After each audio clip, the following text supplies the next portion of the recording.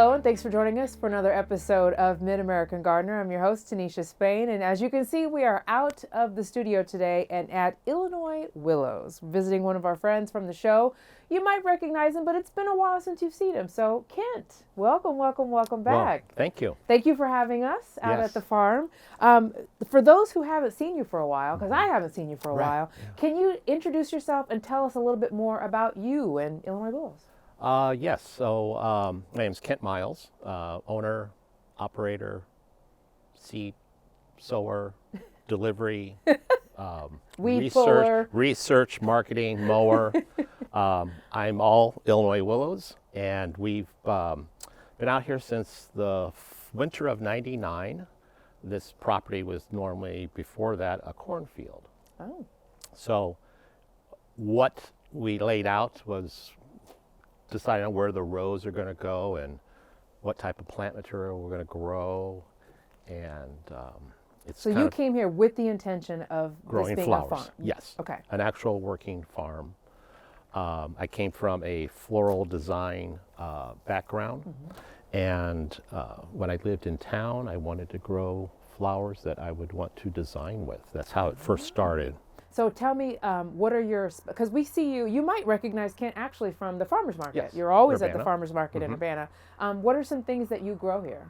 So we grow, it's ever changing. I remember the first 2 or 3 years in planting, laying out the flower beds, and going to a farm tour of another farm in the Midwest.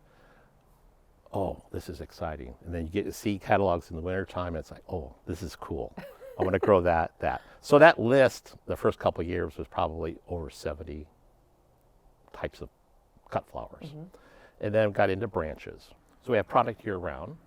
And probably in the last 5 years, from that 70 plus list of flowers, we're down to probably in the 20 to 30 range. Okay, so you've got it in the sweet spot. We've got it in the sweet spot, but we're of those that work, because some at the beginning didn't work for here.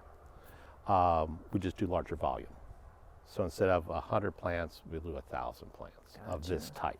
Gotcha. Okay. So for today's purposes, it is the holiday season.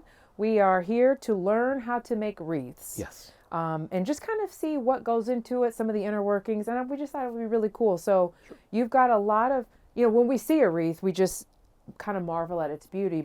But I would have never known what this was. I noticed the eucalyptus. Yes. So tell us a little bit about some of the things that go into making a wreath. So I've been making wreaths since about the second year I was here. Decided that, there's an indoor market. We'll participate in that. What am I going to sell besides just branches, bundles of curly willow or dogwood? And it's like wreaths, because people can use them for their outdoor decorating in the winter. They can use them for indoor. A wreath doesn't necessarily have to go on a wall. You can lay on a table, and you can put a candle in the middle. So you have a centerpiece. You could add some ornaments to it. You could add some ribbon to it. So you can decorate a wreath in lots of different ways. When we make them, we sell them just plain. Just the foliage and the branches, any type of ornament or decoration, we just let the consumer add what they want. Because I put a red bow, someone will want a white bow. It's hard to please everybody. Inevitably, yeah. yes. So when we first started making wreaths, this is what we used. This is a clamp ring, it's called. And what I would do is gather my materials, and I'll just kind of grab a little bit of this and that right now just to show. So you have a handful of material, and then you would put that in between the two prongs. And then what I would do would take a pair of pliers and pull them, and then I would hammer to close it. That's how I started. And I did that for probably about 4 or 5 years and a couple smashed fingers. But that's the only way I knew how to do it. And then I found out about the wonderful wreath machine. Wreath machine. And so what a wreath machine does is you would put the ring, and it's operated by your foot. And you would put your materials in, and then you would just Now that is the definition of pull it working closed. smarter, not harder. Yes. And so the old way with the hammer and pliers would take me half hour or longer. And if I have all my materials cut, I can do a wreath similar to this in 15, 20 minutes. Wow. So it saves time, labor. And I did, guys. I asked if you could get your hands on these, the Crafty Bunch, and these are pretty much just for commercial use, Commercial, right? you would have to contact a metal company. We get ours from a company in Wisconsin. But you're not going to walk in and just find these No. at like Hobby Lobby. No. Okay. Nursery, garden center, we have a couple, Urbana-Champaign area. Bloomington has several larger garden centers. They would probably carry something like this time of year. Okay. So what type of foliage makes a good wreath, makes a pretty wreath, makes a visually interesting wreath? Okay. This is what I'm working on right now. Which is already gorgeous. Just have a few more segments to put in here. And this one we're calling Winter Wonderland this year. It has a variety of branches, the curly willow, the euonymus that has the little red seed capsules on it right now this time of year. We've got white pine, arborvitae, some eucalyptus for fragrance. This bluish green that we have here is Carolina sapphire. It's in the cedar family. We have some really nice dark green boxwood. So those are primarily the ingredients for this type of And you were wreath. saying earlier how not everything is grown in Illinois. You've got relationships with other growers Yeah. in different parts of the country, or even other countries Right. that you trade things with. Yes. So show us one that's not an Illinois native or something Okay. that you did not have in Illinois. Okay, so I've been doing business with a grower out in California, and this particular material here I have in my hand is called Grevillea, Grevillea. and it's in the Protea family, Leucodendron family, which is somewhat tropical, more native to South Africa, Oh, okay. where most of the Proteas originated from. So it has a dark green top and a silver white underside. We'll make just solid wreaths with this for the market. This would be strictly more of an indoor item you Okay. have. It dries wonderful. It turns more of a charcoal color with the white with the ash on a charcoal. As you can see, it's pretty flat. And when it dries, the leaves all curl, so it gets real dimensional. Now, what do you trade? Because you mentioned it's kind of like a bartering So system. we grow, or he grows this, and I also get the large sugar pine cones from him. And he's in the Central California area. And then we grow here in September. We harvest one of our viburnum varieties. It's the blueberry. It's the Chicago Luster is the variety of blueberry viburnum, and it has the dark navy blue, kind of lilac blue color berry clusters at the top of the stem. So he sends me this in November. I send him the viburnum in September, and we've been doing that for about 8 to 10 years It works now. out, doesn't Yeah, it? Okay. yeah. All right. Well, let's have you finish this one up. Okay. And just kind of talk us through if I'm feeling festive and I wanted to make a wreath at home, lengthwise, how do you know what goes where and just. Okay.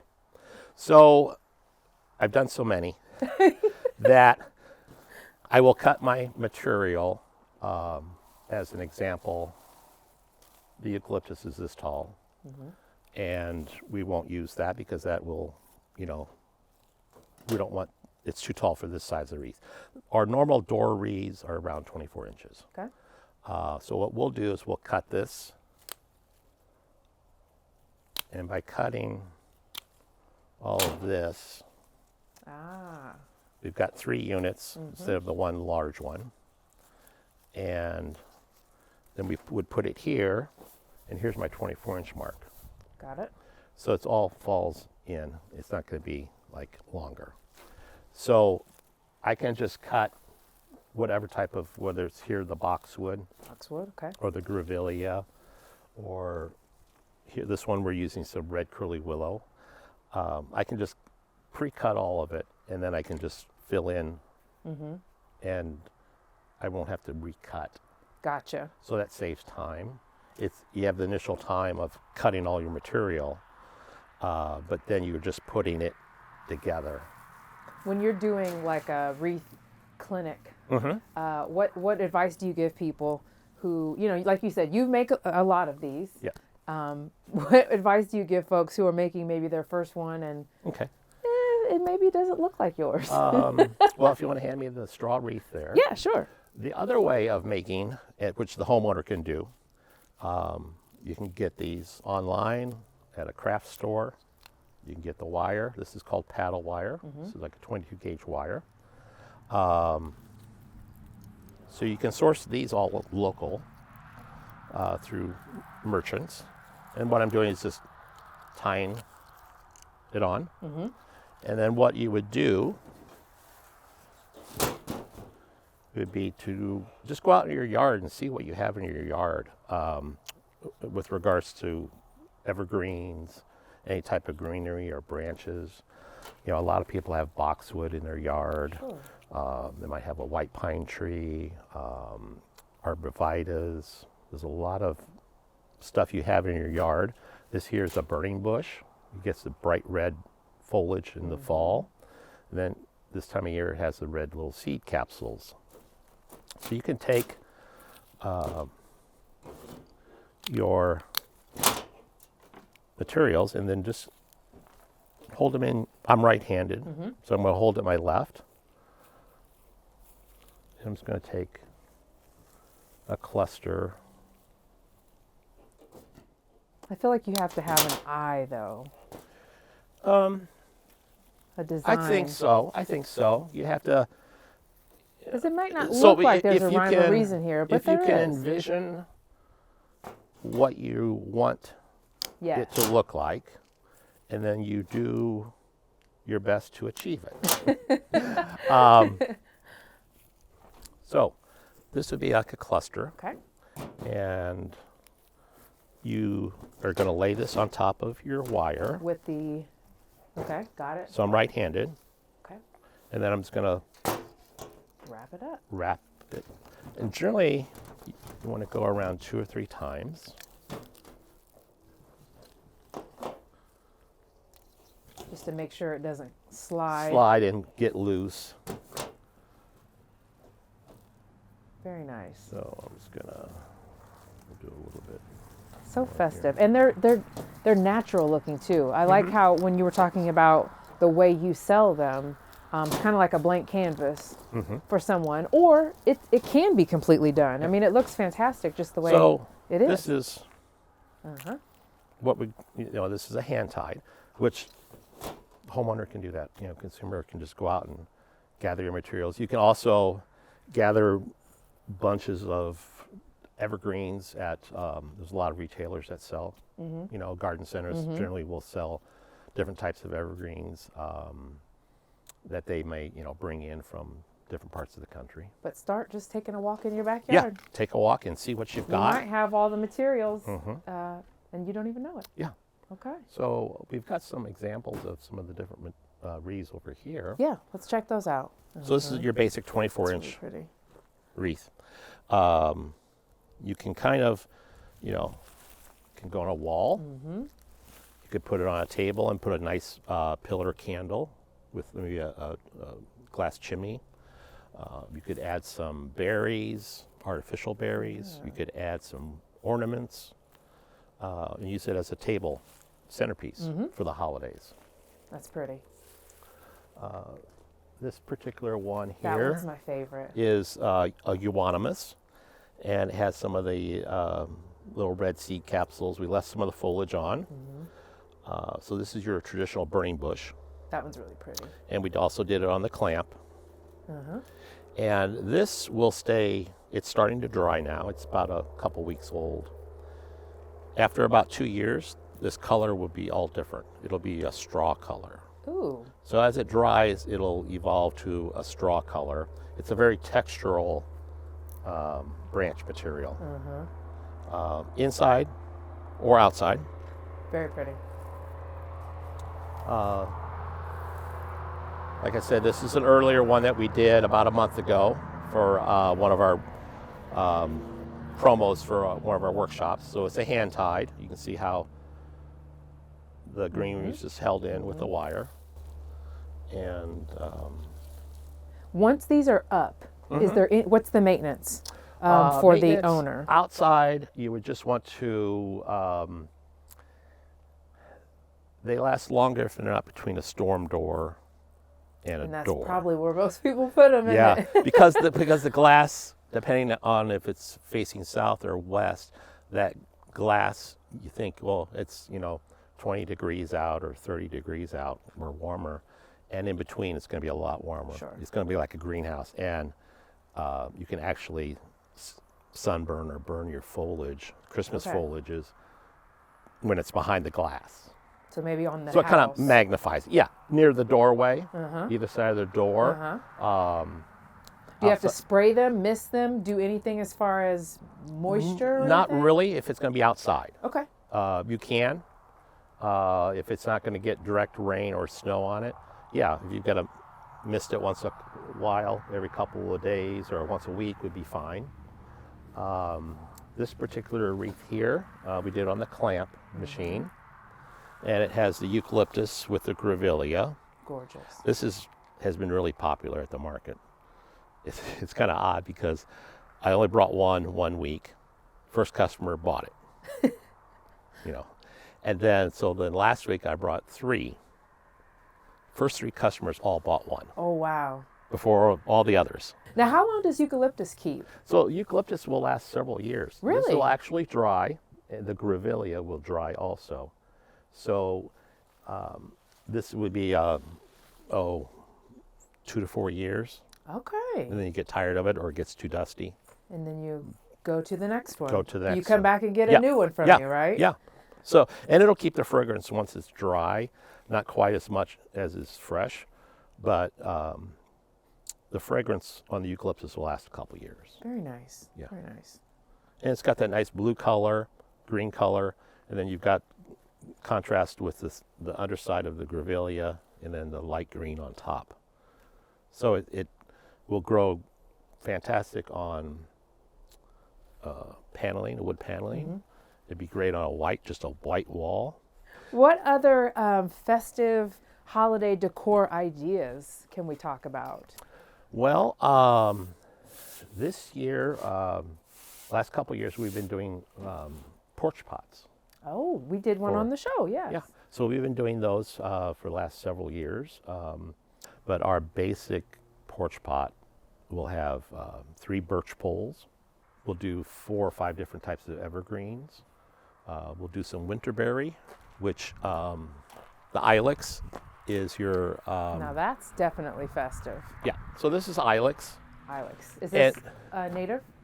Or do you get this from here, or do you have Yes, to get this from so somewhere we else? grow this. Oh, you grow it. Okay. There is some native varieties that will have the red berries, but they'll be much different. They're not going to be as tight on the stem like this is.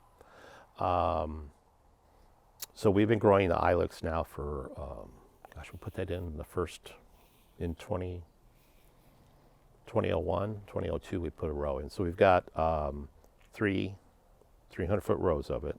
So this winterberry needs male, female. Gotcha. We grow 2 varieties of the female and 2 varieties of the male.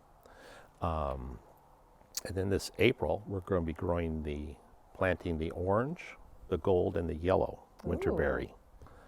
And those will color up generally about the end of August, first part of September. Just so, in time so for fall. for autumn, there'll be an Yes, autumn yes. branch. You can plant, so when we got these original plantings, they were like 12, 18-inch bare root. And it's like 3 to 5 years before you get marketable stems to cut. And so it's kind of a long term, Sure. and they are a long.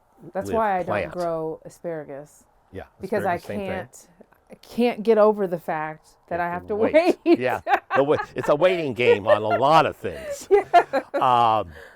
Yeah, so we'll do, like going back to the porch pots, we'll do a couple stems of the winterberry, and then we'll do the large sugar pine cones. We'll do a cluster of those. And porch pots will last nicely, you know, until it starts to get warm, end of March, 1st of April, depending on how the season's going. And then we also, must have been pre-COVID, in 19, we started offering porch pot kits. Oh. So the homeowner can do their own.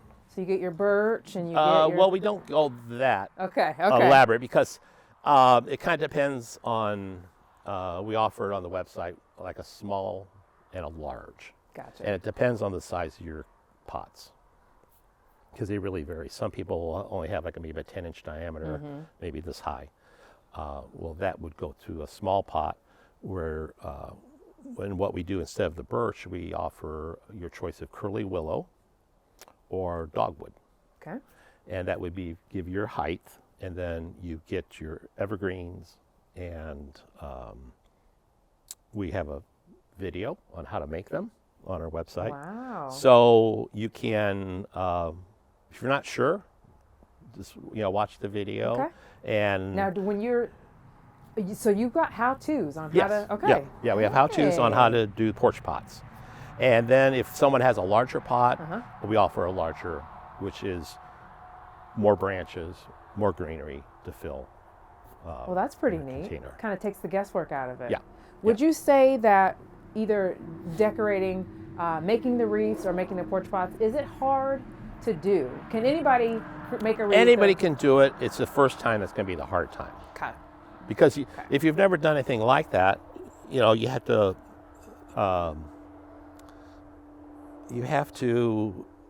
envision what you want it to look like. And the first time you're going to be really unsure, and it's going to take you forever. Yes. You'll probably fumble a bit over the stems. Because when I was watching you tie those, I thought, okay, well, does the next set now, do the stems face that? Or so the next group would go right on top. And so you are going to, like shingling. Got it. And it would go all the way around. And then when you get to the last one, you're going to kind of pull that up and then tuck your last group underneath. So kind of hide and then tie it. So then it's all going to flow in one direction. I think I could make a wreath one day. Yeah. And the porch pots is fairly easy. You want to just recut the branches, make sure your pot's cleaned out of all your geraniums and petunias from the summer. Just go ahead and insert your branches in the top, and you can use other branches.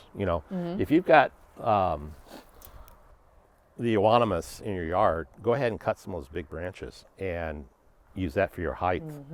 And then the evergreens, you just want to recut them, sink them in the soil, 2 to 4 inches, as deep as you can go with it. And you're going to kind of put your branches in first, so this would be facing you. And then you've got your branches in the back, half of the container, and then you're going to put everything forward. You're not going to put this in the front, and then you're going to have branches. Yeah, you're going to cover up. So your taller material is going to go in the back, and you're just going to kind of stair step it down. Okay. But we'll have the white pine, boxwood, arborvitae, some cedars. Got it. In those porch pot kits. Now, if folks are officially interested, tell us a little bit about where we can find you. Okay. And Illinois Willows, you mentioned the website, but where, if people are interested in finding your products, where can they do that? So, IllinoisWillows.com is the website. On Saturdays, we're inside Lincoln Square at the Land Connections Farmers Market. It's a CU Farmers Market on the Facebook. Okay. You can find us there. We're in the north-south corridor. This is in Urbana. In Urbana, at the mall. Okay. And we're there from 8 to 12. All right. And all year round. You do cut flowers in the other months? Yeah. So the indoor market runs from the 1st of November. Okay. And it goes through the end of April. And it's 8 to 12. And at that time of year, when we come back, we'll have like pussy willows, we'll have our spring reeds, we'll start our tulips, lilies. I already can't wait. We've got a lot of other things like we grow lavender, so we do the lavender sachets. Just a lot of little things. Those are really popular too. So that goes to the end of April, and then we're back outside at Lincoln Square, Gotcha. the mall, Okay. the parking lot. Well, we're out of time. Thank you so Okay. much for letting us welcome. come out and teaching us how to make wreaths. And before I go, I'm going to have to buy a bundle of Sure. this Eucalyptus, eucalyptus to yeah. take home with me. So again, Kent, thank you so much for letting us come out, and thank you so much for Sure. watching. If you've got any questions, you can visit us online. Just search for Mid-American Gardener on any of your socials. And if you've got an email question, you can send that to us at yourgarden@gmail.com. Thanks so much for watching, and we'll see you next time. Good night.